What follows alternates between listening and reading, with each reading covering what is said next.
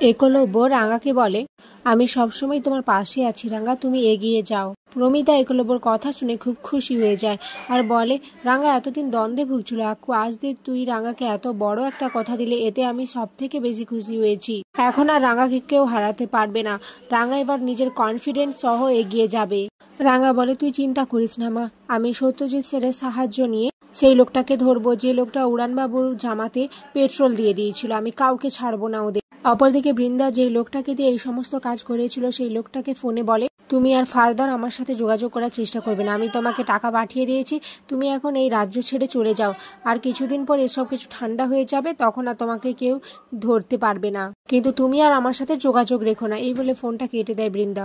এরপর বৃন্দা আরেকজনকে ফোন করে বলে, আমাদের প্ল্যানটা সাকসেসফুল হলো না, কিন্তু ন্যাশনাল চ্যাম্পিয়নের দিন আমরা রাঙাকে শেষ করে দেব। আমাদের প্ল্যান ABCD কোনোটা কাজ না করলেও যে কোনো একটা প্ল্যান তো কাজ করবেই। আমি আর ধৈর্য ধরতে পারছি না, যে করেই হোক রাঙাকে আমি শেষ করবই। এদিকে একলব্য রাঙাকে বলে, রাঙা তুমি আর বেশি ভেবো না, যাও যে ঘুমিয়ে পড়ো। আর মাত্র 2 দিন রয়েছে ন্যাশনাল চ্যাম্পিয়নশিপে, তুমি খেলাতে ফোকাস করো। এটা ভুলে যেও না যে সবার আগে তুমি একজন প্লেয়ার। এরপর রাঙা ওখান থেকে চলে যায়। তখন প্রমিতা একলব্যকে বলে, থ্যাংক ইউ আক্কু, তুই জানিস না তুই রাঙাকে কতটা হালকা করে দিয়েছিস।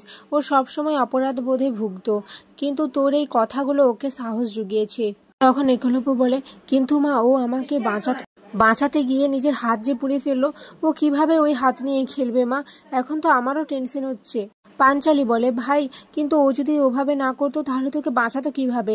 আর ও যে নিজের চোখের সামনে তোকে এত বড় বিপদে দেখে চুপচাপ বসে থাকবে, এটা আবার তুই কি করে আশা করিস? একলব্য বলে, কিন্তু ও একজন প্লেয়ার, এটা ওকে সবার আগে মনে রাখতে হবে। একলব্য বলে, মা তুমি ওকে বোঝাও, এটা ওর জীবনের সব থেকে বড় লক্ষ্য, তীরন্দাজ। ওকে যে একজন ভালো তীরন্দাজি হতেই হবে মা। এই বলে একলব্য ওখান থেকে চলে যায়। অদিতি আর পাঞ্চালি বলে, ছোটদা ভাই রাঙাকে খুব ভালোবেসে ফেলেছে, রাঙার প্রতি ওর কেয়ার দেখেই বোঝা যাচ্ছে। প্রমিতা বলে, আমি ভগবানের কাছে তো এটাই চেয়ে এসেছিলাম, আমার আক্কু যেন রাঙাকে একটু বোঝে, মেয়েটার যে কেউ নেই, ওর আপন বলতে কেউ ছিল না, ও একটু ভালোবাসা পেতে চায় শুধু, আর কিছুই চায় না। এদিকে রাঙা ঘরে এসে সত্যজিৎ স্যারকে ফোন করে বলে, ওই লোকটাকে কিছুতেই পালাতে দিলে চলবে না, ও মনে হয় এই শহর ছেড়ে পালিয়ে যাবার প্ল্যান করছে। সত্যজিৎ স্যার বলে, রাঙা তুমি চিন্তা করো না, ওই শহরে যত সমস্ত CCTV রয়েছে ওইদিকে আমি সমস্ত CCTV ফুটেজ চেক করছি, ওই লোকটাকে কিছুতেই এই শহর ছেড়ে বেরোতে দেব না আমরা। কিন্তু রাঙা সামনে তোমার কম্পিটিশন রয়েছে, তাই তুমি ওদিকে ফোকাস করো, এসব নিয়ে তোমাকে ভাবতে হবে না। রাঙা বলে, আমি যে নিশ্চিন্ত হতে পারছি না রে পুলিশ বাবু, আমি ওই লোকটাকে ধরতে চাই, আর ওকে আমার তীরের সামনে রেখে আমি জানতে চাই কে উড়ানবাবুর এত ক্ষতি করতে চাইছে, আর যে উড়ানবাবুর এত বড় ক্ষতি করতে চাইছে তাকে আমি জ্যান্ত জ্বালিয়ে দেব।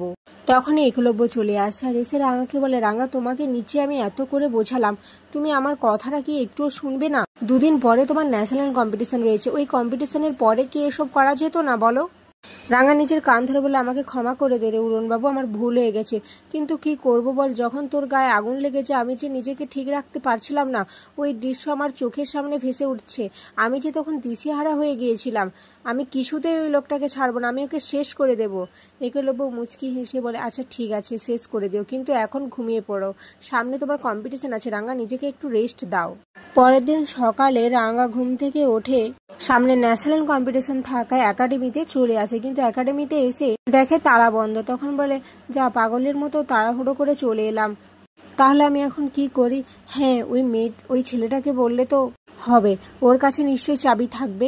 অপরদিকে বাড়িতে অঙ্কুর ভিডিও অন করে দেখে সভ্য একটি ভিডিও পোস্ট করেছে, যেখানে সে বলছে, বৃন্দা তুমি কোথায় রয়েছো, তাড়াতাড়ি ফিরে এসো না, আমি তোমার নামে 10 লক্ষ টাকা ফিক্সড ডিপোজিট করেছি, তুমি ভাবতে পারছো ওটা কত বাড়বে, 20 লক্ষ টাকা হয়ে যাবে। বৃন্দা তুমি সবসময় বলো তোমার স্বামীর কোনো বুদ্ধি নেই, কিন্তু তুমি বাড়ি ফিরে আসলে বুঝতে পারবে বৃন্দা, আমি তো তোমার জন্য 10 লক্ষ টাকা ফিক্সড ডিপোজিট করেছি। তখনই প্রমিতা চলে আসে। প্রমিতা চলে এলে অদিতি ভিডিওটা প্রমিতাকে দেখায়। ভিডিও দেখে প্রমিতা অবাক হয়ে যায়। অপরদিকে বৃন্দা যেখানে শুয়েছিল সেখানে একটি ইঁদুর এসে বৃন্দার ফলস চুল নিয়ে চলে যায়। এদিকে রাঙা যে দরজা ধাক্কা দিলে বৃন্দা অবাক হয়ে যায় আর ভয় পেতে থাকে যে রাঙা কিভাবে এখানে আসতে পারে।